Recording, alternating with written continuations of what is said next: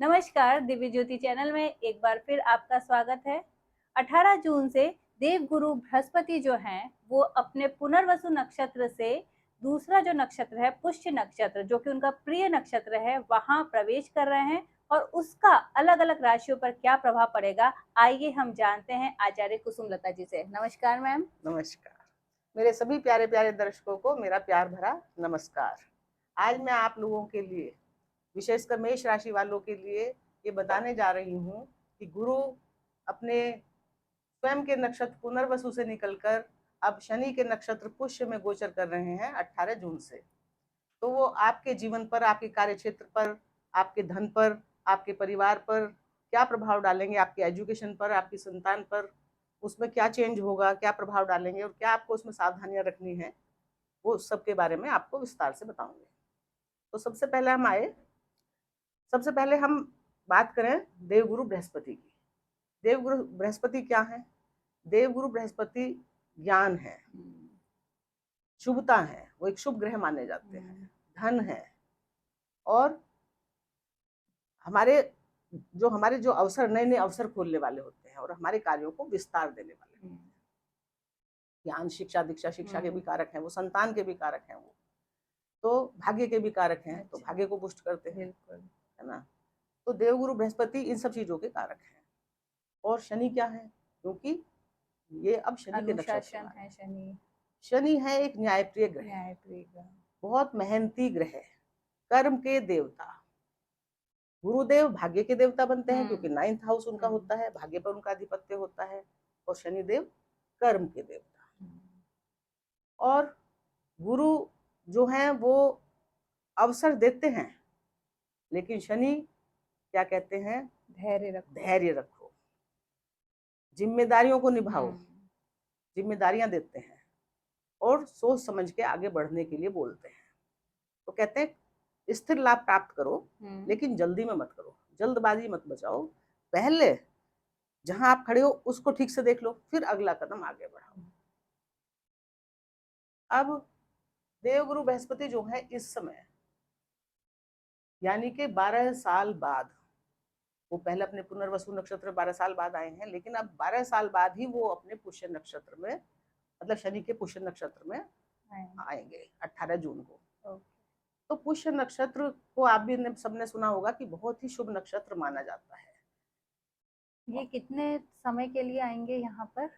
60-61 दिन के लिए। अच्छा। लगभग 2 महीने के लिए। तो आपके लिए 2 महीने का समय बहुत ही बढ़िया है उन सब कामों के लिए जो देवगुरु बृहस्पति जिनको करवा रहे हैं 12 साल के बाद, क्योंकि नए नए आपको अवसर देंगे। और ये आपने सुना ही होगा ये बात तो, कि जो ये होता है ना पुष्य नक्षत्र, ये नई नई चीजों को खरीदने के लिए बहुत अच्छा मानते हैं लोग। भीड़ मच जाती है कि आज सोना खरीद लो, ये खरीद लो, गुरु पुष्य नक्षत्र में है, जमीन खरीद लो, प्रॉपर्टी खरीद लो, लोग बहुत करते हैं सब। घर खरीद लो, मकान खरीद लो, गृह प्रवेश कर लो। तो इन सब चीजों के लिए ये बहुत शुभ माने जाते हैं, यानी कि नए कामों की शुरुआत के लिए बहुत अच्छे माने जाते हैं। तो ये समय कोई ऐसा नहीं है कि आपको एकदम से पका पकाया फल मिल जाएगा। ये इतने शुभ हैं कि इस समय आपके लिए नए कामों के अवसर खुलेंगे। लेकिन साथ में शनि बोल रहे हैं कि उन अवसर तो आपको मिलेंगे, गुरुदेव दे रहे हैं, लाभ भी देंगे, लेकिन उसके लिए आपको धैर्य, संयम की जरूरत है और कड़ी मेहनत की भी जरूरत है। पुष्य नक्षत्र का मतलब है पोषण करना, वृद्धि करना और संरक्षण करना।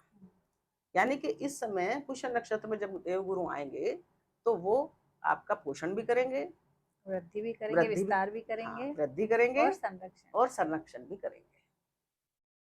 तो पुष्य नक्षत्र इस समय, देवगुरु बृहस्पति इस समय मतलब 18 जून से 5 डिग्री पर आ गए हैं कर्क राशि में। तो ये उनकी परम उच्च स्थिति है, यानी कि परमोच्च स्थिति में वो आ गए हैं। अब एक तो होता है उच्च, एक तो होता है निम्न, एक उच्च और एक परम उच्च। तो अब इनकी शुभता इतनी बढ़ गई है क्योंकि ये परम उच्च की स्थिति में है। और दूसरे ये क्या है कि ये अतिचारी हैं। इनके पास, अतिचारी का मतलब जल्दी में है, समय कम है इनके पास। ये 1 साल के लिए आते थे हमेशा, लेकिन इस बार 5 महीने में ही ये दूसरी राशि सिंह में चले जाएंगे, नेक्स्ट राशि कर्क से सिंह में चले जाएंगे। तो अब इनके पास जल्दी भी है कि 5 ही महीने हैं, आपको जो भी देना है, करना है, वो आपको 5 महीनों में आपकी जो है मजबूत नींव किसी भी चीज में रख जाएंगे। मतलब अब ये वो काम करवाएंगे जो जिसका फायदा आपको अभी तुरंत नहीं मिलने वाला है कि दीर्घकालीन लाभ प्राप्त मैंने आज होगा। आपको बताया, कल आप सोचे इंतजार करके कि आज पता नहीं क्या मिल जाएगा। ये दीर्घकालीन लाभ होगा। मतलब इस समय किए हुए कार्यों से आपको कोई छोटा मोटा लाभ नहीं होगा या एक आध दिन के लिए नहीं होगा। जो अब आप नींव डालेंगे जिन कार्यों की, उनका जो लाभ मिलेगा आपको लंबे समय तक मिलेगा। लंबी योजनाएं बनवा देते हैं, लंबे लाभ ये दिलवाते हैं और वृद्धि करवाते हैं। मैं बताया वृद्धि के नक्षत्र में है, पोषण के नक्षत्र में है। तो अब आपको बस करना क्या है कि शनि के नियमों को भी अपने जीवन में उतारना है। और गुरु तो ज्ञान दे ही रहे हैं। गुरु जब ज्ञान देते हैं तो एक बात कहते हैं कि ये समय ज्ञान प्राप्ति का है। आप ज्ञान प्राप्ति, आप अगर मतलब पढ़ने वाले स्टूडेंट हैं तब तो आप रोज ज्ञान प्राप्ति कर ही रहे हैं। लेकिन अगर आप स्टूडेंट भी नहीं हैं तो इस समय कुछ ना कुछ, कोई कुछ भी पढ़ो, रामायण पढ़ो, गीता पढ़ो, ज्योतिष पढ़ो, कोई भी ऐसा ज्ञान जो आपको मतलब अच्छा लगता है प्राप्त करना, उसको पढ़ो, प्राप्त करो, तो आपको उससे दीर्घकालीन फायदा होगा। और अगर आपको कुछ ज्ञान है पहले से ही तो भी पढ़ो।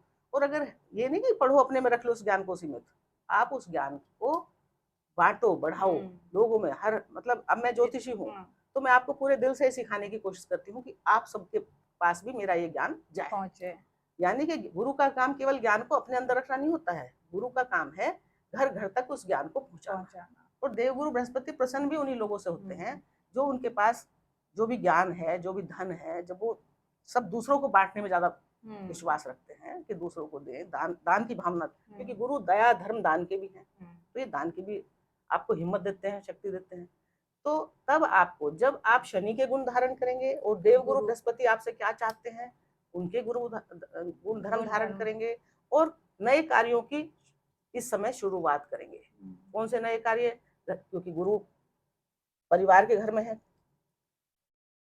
भूमि प्रॉपर्टी वाहन के घर में है, तो इससे संबंधित, और माता के घर में है तो माता से संबंधित कार्य, भूमि भवन प्रॉपर्टी से संबंधित कार्य, और मन की शांति से संबंधित कार्य, क्योंकि हृदय है, हृदय की शांति, उससे संबंधित कार्य। जब आप इन सब में विद्या बुद्धि से संबंधित कार्य, भाग्य यानी कि दान धर्म से संबंधित कार्य, पूजा पाठ मेडिटेशन है ना, उनसे संबंधित कार्य, और धार्मिक यात्राओं से संबंधित कार्य, मंदिरों में जाना, ये करना, क्योंकि यात्रा भी करवाते हैं, क्योंकि राशि बारी वहां पे भी है। तो जब आप उन दोनों जो गुरु हैं, मतलब एक तो देवगुरु बृहस्पति उच्च की स्थिति में आए हैं और साथ में शनि देव जो बहुत बड़े न्यायाधीश हैं, जब आप उन दोनों के वो क्या चाहते हैं उनको आप अपने मन में समझ लेंगे, ठान लेंगे कि मुझे इस तरह से चलना है। यानी कि शनि क्या कह रहे हैं कि डिसिप्लिन में रहो, टाइम से उठना, टाइम से बैठना, टाइम से सोना, और कड़ी मेहनत। मेहनत तो हमेशा करवाते हो, खुद भी बहुत मेहनती है और खुद भी वो आध्यात्मिक है, एकांत में रहते हैं, ध्यान साधना करते हैं। तो आपको थोड़ा समय आध्यात्म के लिए, साधना के लिए इस समय निकालना जरूरी है। ज्ञान प्राप्ति के लिए, बुक्स पढ़ने के लिए, बुक्स लिखने के लिए आपके लिए करेंगे तो अच्छा होगा। अब मैं बताती हूँ कि जब देवगुरु बृहस्पति अब यहाँ आएंगे, ये है मेष राशि, और ये कहाँ है, परम उच्च के कहाँ हो गए हैं, ये पुष्य नक्षत्र में चौथे भाव, कर्क राशि में। ये इनका चौथा घर है। माता, भूमि, भवन, वाहन, जायदाद, हृदय का सुख, इन सब का है।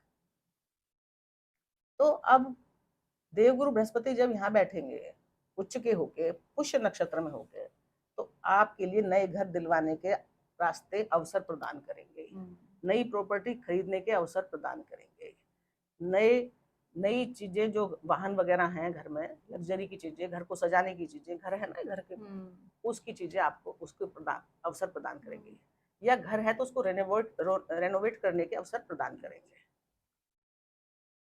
माता का प्यार आपको यहाँ मिलेगा, और माता से आपको प्यार करना भी चाहिए, उनका सम्मान करना है, और आप सम्मान करेंगे भी इस समय। तो ये गुरु यहाँ पर बैठकर आपको एक मानसिक सुख दे रहे हैं, क्योंकि ये सुख का भाव है, इतना आत्मिक सुख दे रहे हैं, माता से सुख दे रहे हैं। तो ये समय आपके सुख प्राप्ति का है। आपको खुद ऐसा लगेगा कि बहुत समय से इतनी शांति तो मेरे जीवन में कभी आई ही नहीं थी, जैसा सुख मैं, मानसिक सुख अभी अब महसूस कर रहा हूँ। जैसे सब कुछ अच्छा अच्छा लग रहा है, मन में एक संतुष्टि और शांति है, बड़ी अच्छा सा महसूस फील हो रहा है। तो अब ये देवगुरु बृहस्पति संतान के भी कारक हैं, तो यानी कि संतान से संबंधित कार्य जो आपके रुके पड़े थे उनसे भी मानसिक सुख आपको प्राप्त होगा इस वक्त। अब इनकी जो 3 दृष्टियां मैंने बताया, 5वीं दृष्टि होती है, 7वीं दृष्टि होती है और 9वीं दृष्टि होती है। 5वीं दृष्टि जाएगी इनके अष्टम भाव पर। अष्टम भाव हमारी गुप्त विद्याओं का है, गुप्त रहस्यों का है, गुप्त धन का है, गुप्त गतिविधियों का है, ससुराल पक्ष का है, रिसर्च का है, मतलब बहुत बहुत सारी चीजों का है ये अष्टम भाव। अब ये गुरुदेव जब वहां पे दृष्टि डालेंगे तो यहाँ से संबंधित कार्यों से ये आपको लाभ प्रदान करेंगे। यानी कि आपको पुराना जो कोई धन आप किसी को दे के भूल गए थे, या खुद कई बार हम घर में रख के नहीं भूल जाते, कहीं रख देते हैं और फिर ढूंढते फिरते मिलता भी नहीं है, फिर अब भूल जाते हैं, मिलता ही नहीं है और फिर अचानक से पा जाता है। तो आपका पुराना कोई छिपा हुआ धन या किसी को आपने दे रखा था वो नहीं दे रहा था, वो धन अब आपको प्राप्त करवा सकते हैं। और पुरानी जो भी आपकी विद्या थी, जो आप पढ़ लिख रहे थे, बीच में छोड़ दिया आपने, ज्ञान प्राप्त कर रहे थे, कई बार ऐसा होता है ना, कुछ पढ़ाई कर रहे हैं, कुछ कर रहे हैं, कोई रिसर्च कर रहे हैं, पर समय हालात ठीक नहीं थे, बीच में छोड़ना पड़ गया।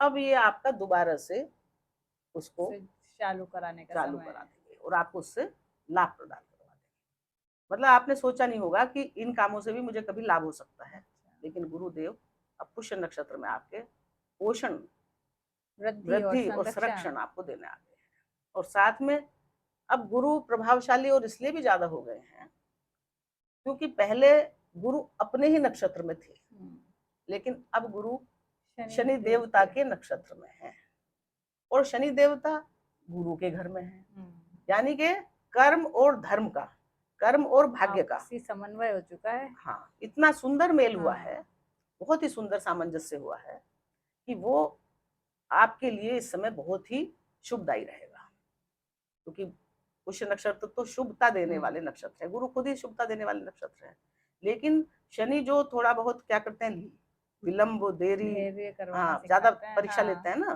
तो उसमें भी ये शांति प्रदान करेंगे, थोड़ा तेजी लाएंगे कामों में आपके। अब क्या होगा कि गुरु जो पहले शनि तो देव तो गुरु के घर में बैठ के गुरुदेव के हिसाब से काम कर रहे थे कि गुरुदेव क्या चाह रहे हैं, पूछ के हैं, तो लेकिन अब थोड़ा गुरुदेव भी पहले शनि की राशियों का उतना ध्यान नहीं रख रहे थे, लेकिन क्योंकि अब वो शनि के नक्षत्र में आ गए हैं, यानी कि गुरु शनि के घर में और शनि गुरु के घर में, शनि गुरु के घर में है और गुरु जो है शनि के नक्षत्र में आ गए हैं, तो एक तरह से एक्सचेंज हो गया है। अब इसका क्या मतलब हुआ, इसका मतलब हुआ कि तुम मेरा ध्यान रखो और मैं तुम्हारा ध्यान रखूंगा। तो शनि देव वो सब करेंगे जिनमें गुरु करना चाहते हैं अच्छा, उनको सहयोग करेंगे, और गुरु भी शनि के जो अच्छे कार्य हैं, जो धैर्य सिखाते हैं, अनुशासन सिखाते हैं, मेहनत कराते हैं, उसमें वो सहयोग देंगे। तो जिनमें शनि की ढैया चल रही है या शनि की 7.5, तो उन राशियों पर इसका कुछ अच्छा प्रभाव पड़ेगा? हाँ, ये मेष राशि में अच्छा याद दिलाया आपने, मैं तो भूल ही गई थी। इस समय मेष राशि वालों पे शनि की 7.5 चल रही है। अच्छा। और ये 12वें घर के मतलब अभी स्टार्ट ही हुई थी इनकी, 1.5 साल हुआ है इसको, यहाँ पे चल रही थी। अब जब ये गोचर परम उच्च का और गुरु पहले पुनर्वसु में और फिर पुष्य में आए हैं, तो समझो आपको 7.5 का असर तो ना के बराबर है। पहले आप मेहनत कर करके थक रहे थे, फल नहीं मिल रहा था, लेकिन अब क्या है, गुरु कह रहे हैं कि फल भी दो शनिदेव से, भले दीर्घकालीन फल मिलेगा, लेकिन लंबे परिश्रम करवाएंगे। देखो ऐसा है कि कोई फल हमें आज मिला, खा लिया, धन 2 रुपए मिले या 10 रुपए मिले, आज ही खत्म हो गए, हमें तो ऐसा चाहिए ना कि धन, तभी तो हम जॉब करते हैं कि हर महीने हमें कुछ लगातार धन मिलता है। तो गुरुदेव वही अवसर देते हैं लाभ के, जिसका लाभ आपको निरंतर लगातार होता है। मान लिया अचानक से राहु ने लॉटरी लगवा दी, लेकिन लॉटरी के पैसे से आज तक किसी का भला हुआ? जैसे अचानक वो होता है वैसे अचानक वो चला जाता है। लेकिन गुरुदेव और शनिदेव जो दिलवाते हैं ना, वो दीर्घकालीन होते हैं और वो उसका फायदा आपको बहुत लंबे समय तक मिलता है। मान लिया आपने कोई आज जॉब स्टार्ट करी, नई जॉब या नया बिजनेस शुरू किया, क्योंकि इन कामों के लिए पुष्य नक्षत्र में गुरु बहुत अच्छे होते हैं। आप नया बिजनेस स्टार्ट कर सकते हैं, नई जॉब स्टार्ट कर सकते हैं, नया कोई भी काम शुरू कर सकते हैं। तो उसका फल आज ही नहीं मिलेगा आपको। अभी आपने आज ही तो फैक्ट्री खोली है, आज ही आपको उससे कैसे इनकम शुरू हो जाएगी, लेकिन पता नहीं 50 साल तक, 100 साल तक आपकी आने वाली पीढ़ियां भी उस फैक्ट्री को चलाती रहेंगी और उससे फायदा उठाती रहेंगी। तो हमको कोई मतलब ऐसा फल थोड़ी चाहिए कि जो शॉर्ट टर्म फायदा हाँ, नहीं चाहिए हमको उसका। हाँ, तो इसीलिए तो देवगुरु बृहस्पति को शुभ माना जाता है बहुत, हाँ, क्योंकि वो इस समय 12 साल बाद हमको वो ऐसी योजनाएं देने वाले हैं, कार्य के ऐसे अवसर खोलने वाले हैं जो हमें लंबे समय तक लाभ देते रहेंगे। और साथ में शनि भी उनको सहयोग करेंगे और वो शनि को सहयोग करेंगे। तो आपको लंबे समय तक, बस आपको मैंने बताया ना अभी कि शनि क्या चाहते हैं। इस समय आप अगर आलस में सोए रहे कि भाई देवगुरु बृहस्पति सब बढ़िया बढ़िया कर ही रहे हैं, अब घर में बैठ के थोड़ी बढ़िया हो जाएगा। वो कह रहे हैं कि जो भी आप दिमाग में सोचो, मतलब ज्ञान ज्ञान से सोचो, अपने ज्ञान के चक्षु खोलो कि मैं क्या कर सकता हूँ, मैं जॉब कर सकता हूँ या मैं बिजनेस कर सकता हूँ या मैं प्रॉपर्टी डीलिंग कर सकता हूँ। मतलब जो भी, हर आदमी भगवान ने अलग अलग कामों के लिए बनाया, उसकी सोच अलग अलग है, उसके काम करने का ढंग अलग अलग होता है। तो जो भी आपका ज्ञान है उस ज्ञान को आप इस्तेमाल कीजिए और किसी काम का आरंभ कीजिए। और फिर शनिदेव जो बोल रहे हैं ना, सच्चाई, ईमानदारी, मेहनत, संयम और धैर्य, धैर्य की परीक्षा तो वो लेते हैं, क्योंकि अगर आपने काम छोड़ दिया बीच में तो धैर्य तो टूट गया ना। यानी कि आपको मेहनत लगातार करते रहना है, आपको पूरे हिम्मत और लगन से मेहनत करते रहना है। तो आपको इस समय देवगुरु बृहस्पति अच्छे फल देंगे और उन भावों के भी अच्छे फल देंगे जिनकी अभी ये पहले उतना ज्यादा नहीं दे रहे थे। यानी कि शनि के 2 घर है ना, उन पे मकर राशि पे इनकी सीधी दृष्टि तो थी, इनकी दृष्टि में अमृत है तो दे रहे थे, लेकिन लाभ पे तो इनकी दृष्टि ही नहीं थी, इच्छा आकांक्षाओं पे दृष्टि ही नहीं थी। पर अब दृष्टि हो ना हो, तो भी क्योंकि अच्छे ये फल शनि के मिलेंगे। नक्षत्र में है, अगर शनि की राशियों पे इनके दृष्टि नहीं भी जा रही है किसी पे, तो ये उसका भी शुभ फल आपको प्रदान करेंगे। तो अब जब यहाँ तो ये पुराने कोई गुरु मिल सकते हैं, उनसे लाभ हो सकता है, कोई पुरानी जो आपने ज्ञान प्राप्त किया था उससे लाभ हो सकता है, कोई पुराना धन आपको मिल सकता है, कोई आपका इनकम्प्लीट वर्क जो यहाँ पड़ा था वो अब पूरा कंप्लीट करवा सकते हैं। और जब गुरु की सप्तम दृष्टि पड़ेगी कार्य क्षेत्र पर, फिर तो इनकी बल्ले बल्ले। अब कार्य क्षेत्र में ये बहुत तरक्की देने वाले हैं, क्योंकि अब हो गया है मामला थोड़ा ऐसा कि शनि देव के नक्षत्र में ये आ गए हैं। अब इनकी चाहे यहाँ नीच की भी दृष्टि है, लेकिन कार्य क्षेत्र को तो अब ये बढ़ाएंगे। बस जरूरत है आपको मेहनत करने की, आपको अपने अवसर तलाशने की, आपको समझने की कि आपको क्या काम करना है। तो कार्य क्षेत्र में का विस्तार करवा देंगे। और मतलब अगर कोई पुरानी जॉब आपकी छूट गई थी किसी कारण से, तो वो भी बुला सकते हैं आपको, क्या जॉब वो भी मिल सकती है। नई जॉब के अवसर खुल सकते हैं, नए कार्य व्यापार के अवसर खुल सकते हैं और उच्च अधिकारियों से अब आपके संबंध अच्छे होंगे, बढ़िया होंगे और उनसे आप फायदा उठा पाएंगे, लाभ उठा पाएंगे। बल्कि आप बनाइए उनसे संबंध, क्योंकि इस समय ये उच्चता का भाव है, सूर्य का भाव है, राजा का भाव है, सरकार का भाव है, पिता का भाव है। तो उनसे आप अपने संबंध अच्छे बनाएं और भरपूर फायदा आपको कार्य क्षेत्र में मिलेगा। अब कार्य क्षेत्र में तो फायदा पहले भी ये दे ही रहे थे, लेकिन पहले इनकी दृष्टि शनि की दूसरी राशि पे तो थी ही नहीं, तो लाभ उतना शायद ना मिल रहा हो। लेकिन अब ये आपको कार्य तो करवाएंगे ही, आपकी जितनी भी रुकी हुई इच्छा आकांक्षाएं थी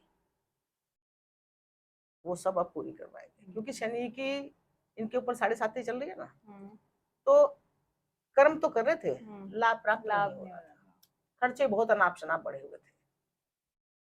लेकिन अब ये उन खर्चों को भी सही कर देंगे, क्योंकि खर्चे के घर पर इनकी भी दृष्टि है। तो अब आपको लाभ कहाँ कहाँ से करवा सकते हैं, ये 11 भाव है, उच्च अधिकारियों का भी है, और बड़े भाई बहनों का है, मित्रों का है। यानी कि मित्रों से आपको लाभ करवा सकते हैं, बड़े भाई बहनों से आपको लाभ करवा सकते हैं, बड़े उच्च अधिकारियों से आपको लाभ करवा सकते हैं। तो इस तरह से आप अपने अवसर खोजिए, अपना ज्ञान बढ़ाइए और देखिए कि आपको क्या करना है। अब इनकी 12वीं दृष्टि जाएगी अपने ही घर पे, नवी दृष्टि, हाँ नवी दृष्टि 12वीं राशि पर अपने, मीन राशि इनकी अपनी ही राशि है। तो जब गुरु यहाँ दृष्टि डालेंगे, शनिदेव यहाँ बैठे हैं, तो गुरु अब यहाँ पर धार्मिक यात्राएं करवाएंगे, एजुकेशन से संबंधित यात्राएं करवाएंगे और यात्राओं से लाभ दिलवाएंगे, क्योंकि धर्म से संबंधित यात्रा करवाएंगे। ये भी नहीं कि भाग्य को लेके ही बढ़ाएं। और उन सब से क्या करेंगे, धार्मिक यात्राएं करवाएंगे और धार्मिक कार्य भी करवाएंगे। और ये एकांत का भी है, एकांत में साधना करना, मेडिटेशन करना। तो एकांत में बैठ के आप ध्यान पूजा शांति से करते हैं, भगवान का ध्यान लगाते हैं, तो उससे अब आपको लाभ होगा। और उससे संबंधित ये यात्राएं कराएंगे, ज्ञान दान धर्म से, या आप कहीं जाके शांति से बैठना चाहते हैं उससे ये यात्रा करवाएंगे।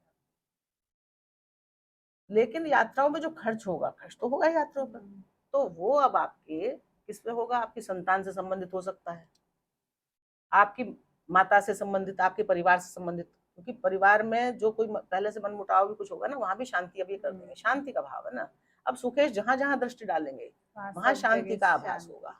यानी कि यहाँ ये बैठे हैं, संतान के मालिक हैं, ज्ञान के मालिक हैं, तो सब जगह शांति मिलेगी आपको, परिवार में शांति मिलेगी और कार्य क्षेत्र में शांति मिलेगी। और यात्राओं में बड़ा सुकून मिलेगा जाते हैं, ऐसा लगेगा कि बड़ा अच्छा हो रहा है भाई, हम घूमने जा रहे हैं, मंदिर के दर्शन जाएंगे, तो वहां से भी आपको शांति प्राप्त है।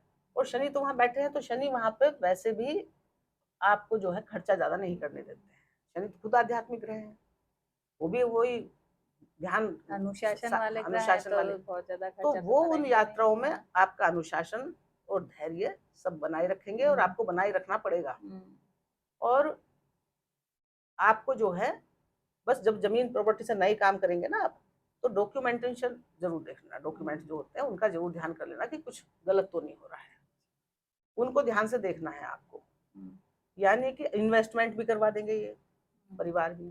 तो शनि क्या कहते हैं कि इन्वेस्टमेंट जब आप करोगे तो थोड़ा ध्यान से, नई नई चीजों में इन्वेस्टमेंट करोगे ना, घर खरीदने में कर सकते हो, खर्चे तो करवाएंगे, पर शनि धैर्य इसलिए देने के लिए कह रहे हैं आपको, डिसिप्लिन में रहने को, कि आप करो, पहले परख लो हर चीज, लेकिन ध्यान से, सब काम ध्यान से करें, हर चीज को देख के करें और संयम को, धैर्य को न जाने दें। क्योंकि जो मेष राशि है ना, ये अधीरता दिखाती है। ऐसे लोग बहुत जल्दबाज होते हैं, मंगल की राशि वाले जल्दबाज होते हैं, उन्हें काम करने की जो दिमाग में आ गई ना, उन्हें आज अच्छा लग गया कि अच्छा ये कर लेना चाहिए, तो वो कल ही घर खरीदने चल जाएंगे। तो थोड़ा सा घर के बारे में सोच ले, देख ले, ठीक से पसंद है, कागज वागज ठीक से देख ले, प्रॉपर्टी ले रहे हैं तो उसके बारे में ठीक से देख ले, सब देख के तब आप ले। और एक बात और मैं बताना चाहूंगी कि गुरु जो हैं वो 15 तारीख को, क्योंकि सूर्य भी उनके पास आ जाएंगे, तो 15 जुलाई से वो अस्त हो जाएंगे। अच्छा। और 13 जुलाई तक वो 13 अगस्त तक अस्त रहेंगे। तो कोई भी शुभ कार्य, कोई भी नया कार्य अस्त की अवस्था में ना करें, क्योंकि अस्त की अवस्था में करने से लाभ नहीं होता है। तो मेरे मेष राशि वाले दर्शकों को मेरा जो ये गुरु का पुष्य में गोचर है वो पसंद आया होगा, और मेरी शुभकामनाएं हैं कि वो जरूर कुछ नया नया अच्छा करेंगे, कार्य क्षेत्र में वृद्धि करेंगे, विस्तार करेंगे और नए अवसरों का लाभ उठाएंगे। तो मेरी शुभकामनाओं के साथ नमस्कार।